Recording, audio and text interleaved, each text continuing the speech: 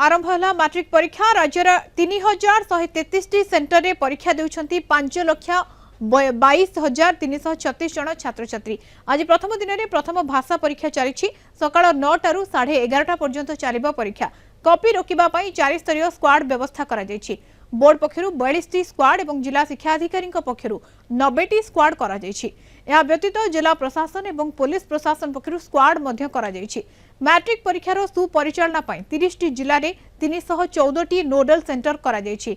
314 nodal centre और 300 परीक्षा केन्द्र लाइव देखा बोर्ड मुख्य कार्यालय रही सेंट्रल कमांड कंट्रोल रूम। एठारू परीक्षा केन्द्र संपर्क में टिकी निखी देखिपारे बोर्ड कर्तृपक्ष। प्रति परीक्षा केन्द्र में सीसीटीवी लगाजिबार उद्यम करा जायछि। प्रति परीक्षा केन्द्र में लगी 10टी सीसीटीवी कैमेरा। प्रश्नपत्र भाइराल रोकने मैट्रिक प्रश्नपत्र में वाटरमार्क स्टैटिक क्यूआर कोड एवं डायनामिक कोड रो व्यवस्था करा जायछि।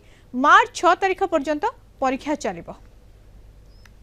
संपूर्ण चापमुक्त अच्छा समस्त प्रकार अभ्यास कर बापा माँ मैंने उत्साहित कर चापमुक्त ये अच्छा कोर्स ठीक समय कंप्लीट करके ठीक भाव में रिविजन कर चापमुक्त ये कहुई कौन भयभीत हबार नहीं और प्रश्न अति सरल सहज भाव में पड़ुचे और जिते परीक्षा दर्पण भी जो बोर्ड देइथिला हमको ताकू मध्ये ठीक अभ्यास करिछन। निश्चित रूपे चापमुक्त अछन पिला माने बहुत खुशी अछन। पिलांकर जेमिति किछि भी असुविधा न हेबो सेति पई हमें पूरा सजाग अछु।